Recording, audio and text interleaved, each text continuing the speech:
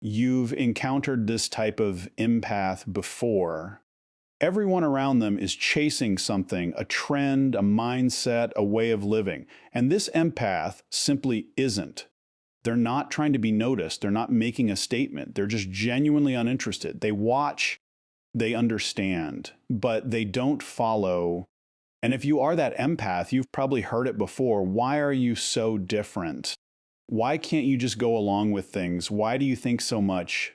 But here's what most people completely miss. This isn't disconnection. This is how empaths naturally function once they become self-aware. Today, we're exploring the psychology behind mature empaths who don't follow trends, and why what appears to be emotional distance is actually profound emotional intelligence. And let's begin with the biggest misconception people have about empaths. When empaths don't participate in trends, people are quick to assume things like they think they're superior to everyone. They're desperately trying to be unique. They just want attention, only in a subtler way. But none of that reflects how empaths actually operate. Empaths aren't avoiding trends to stand out or to construct some identity around being different. Most of the time, they aren't trying to be noticed at all. Their behavior comes from something far deeper than social image. They avoid trends because those trends don't resonate with them. Most people engage with trends for one core reason: belonging. It creates a sense of connection, inclusion, and being part of something bigger. There's comfort in doing what everyone else does, even when it's shallow or short-lived.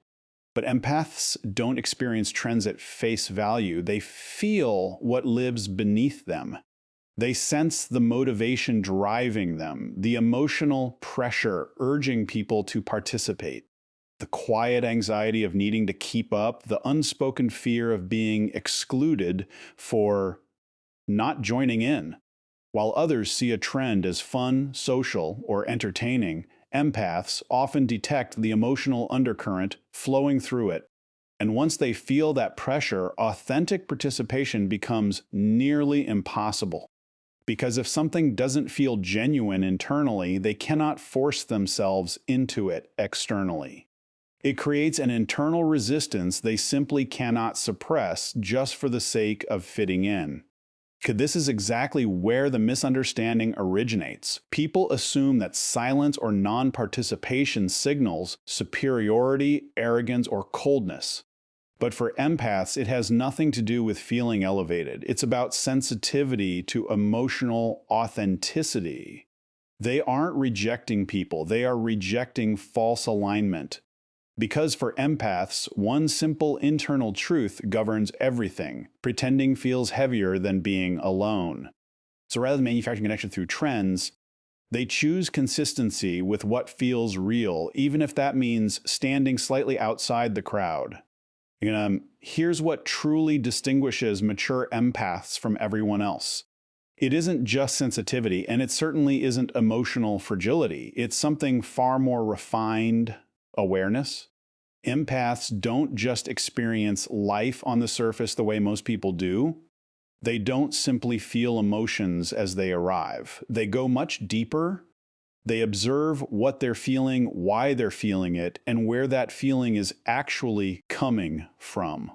In other words, they don't just live through experiences. They examine them while they're unfolding.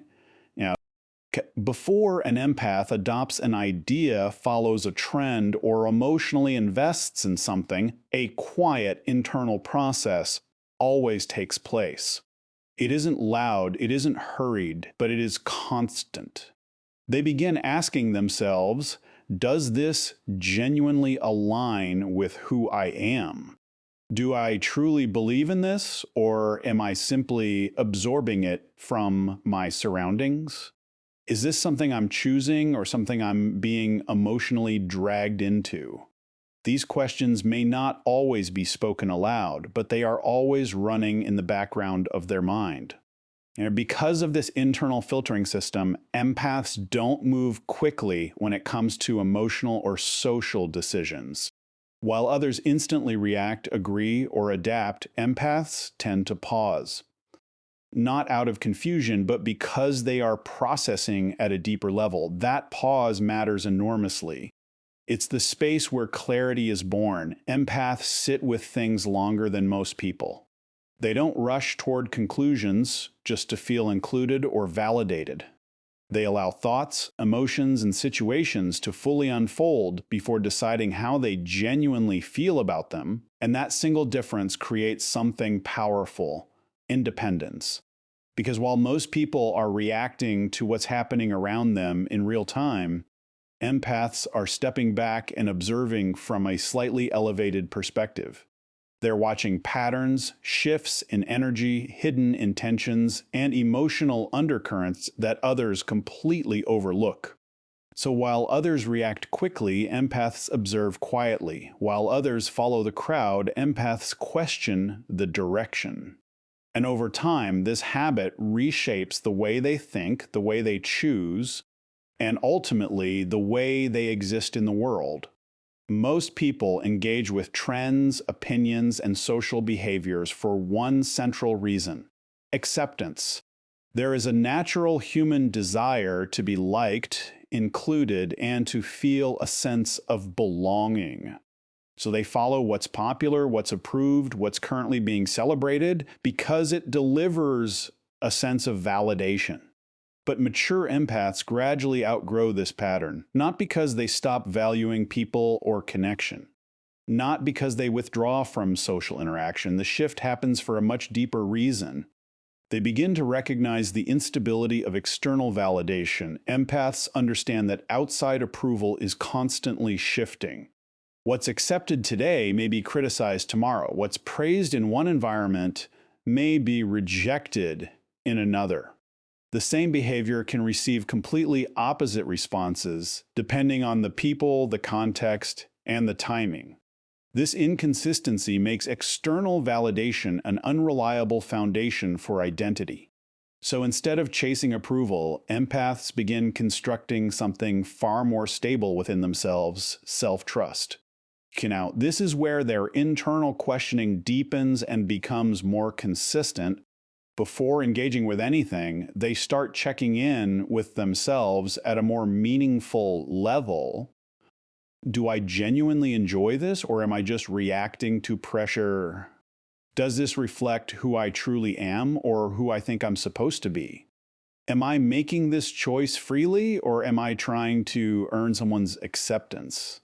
These questions gradually transform their decision-making process. At first, the awareness feels faint, almost like a hesitation. But over time, it becomes a natural filter running automatically in the background of their mind. And once that level of awareness solidifies, something significant happens. The compulsion to constantly follow disappears because the empath is no longer depending on external reactions to define their worth or identity. They are no longer adjusting themselves based on shifting opinions or temporary approval. Instead, they begin anchoring their sense of self from within. Identity is no longer something borrowed from trends, groups, or social expectations. It becomes something self-generated. Empaths stop looking outward for confirmation of who they are and begin building it from the inside. Now, here's something most people don't fully grasp about empaths. Following trends, opinions, and collective behaviors is typically fast. It happens in real time, almost reflexively. People see something, feel a reaction, and move with it. There is almost no gap between exposure and response, but processing works entirely differently. It is slow by design. Empaths don't just register what's popular or widely accepted, they immediately go one level deeper. Rather than simply noticing the trend itself, they begin questioning the structure behind it. Why is this gaining momentum right now? What emotional need is this trend satisfying? What kind of behavior is it encouraging in people? They start observing patterns rather than isolated moments. Shifts in behavior. They pick up on subtle changes in how people react, how they express themselves, and how rapidly those reactions spread. What others view as entertainment or ordinary social movement, empaths often perceive as layers of psychological and emotional influence. And once an empath begins seeing things at that depth, blindly following anything becomes genuinely difficult because awareness permanently alters perception. You cannot unsee what you have already understood. What appears exciting, fresh, or entertaining to most people often begins to look repetitive to an empath.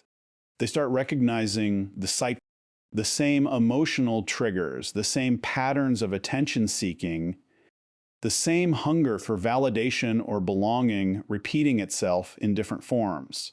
And what feels normal or socially expected to others can begin to feel slightly manufactured or hollow to them. Not because they're judging it, but because they can sense the underlying mechanics behind it. This is where the shift occurs. Empaths slowly begin to step back. Not because they're disconnected from society, and not because they lack interest in people or culture. In fact, they are often observing more than anyone else around them. They step back because they see more clearly, while others are inside the experience, reacting to it as it unfolds. Empaths are watching from a slightly removed vantage point, analyzing it, processing it, and understanding it in real time. And that clarity changes everything about how they choose to engage with the world. Mature empaths eventually develop something exceptionally rare and frequently misunderstood: emotional independence. This isn't about becoming cold or emotionless. It's not about shutting people out or avoiding genuine connection. It is something far deeper and more enduring than that. Emotional independence means empaths stop allowing their environment to dictate how they should feel. Instead, they begin trusting their internal response system. So even when surrounded by strong opinions, emotional pressure, or social influence, they don't automatically absorb it. They pause internally and check what they actually feel, not what they're expected to feel. Now, this creates a uniquely stable way of being. It means empaths can exist in highly emotional, opinionated, or socially charged environments and still remain grounded within themselves. They can understand people deeply without losing their own emotional center. They can observe emotions, behaviors, and intentions without unconsciously adopting them as their own. They are capable of feeling with others without becoming others. This ability doesn't emerge overnight. It isn't something empaths are born with in its mature state. It develops slowly through lived experience, through moments of being misunderstood when their emotional depth went unrecognized, through situations where they felt out of place even in familiar surroundings, through repeated moments where they had to choose between fitting in and staying true to themselves. Each experience adds a layer of internal awareness. Each choice strengthens self-trust. Over time, this accumulation creates a fundamental shift in identity. Empaths begin relying less on external feedback and more on internal clarity. They stop asking what others think they should feel and start focusing on what they actually feel in this moment. This is where real emotional independence takes root, because when self-trust grows stronger than external influence, the constant need to reshape yourself to fit every environment begins to dissolve. And eventually, something subtle but powerful occurs. Following the crowd starts to feel unnatural, not because the crowd is wrong, but because it no longer feels aligned with their internal state. And being fully themselves stops feeling like a deliberate choice. It starts feeling normal, natural, stable. That is the point where emotional independence is truly established, not as a theory, but as a lived internal reality. Here's the core issue. When empaths don't follow trends, don't react immediately, and don't move with the crowd, they naturally stand out. Not because they're trying to be different, but because their behavior doesn't match the patterns most people are accustomed to seeing. And that's where misunderstanding begins. People often don't know how to interpret this kind of behavior. So instead of trying to understand it, they label it. They reduce something complex into something easy to categorize. They say things like they're too quiet, they're too different, they're hard to figure out. But what they're actually witnessing isn't confusion or disconnection. They are witnessing control. Empaths don't operate on impulse the way many people do in social settings. They don't instantly react to trends, emotions, or group behavior simply because it's happening around them. There is always a pause before their response, a moment of internal evaluation that others may not even notice. They don't follow blindly. They don't mirror behavior just to fit in. Instead, they observe, process, and then choose. Their actions are filtered through awareness rather than impulse. This creates a very different rhythm from most people, where others move automatically, reacting to whatever they see, hear, or feel in the moment. Empaths slow things down internally. They don't immediately absorb the energy of a room or adopt the direction of a trend. They step back mentally, even while physically present.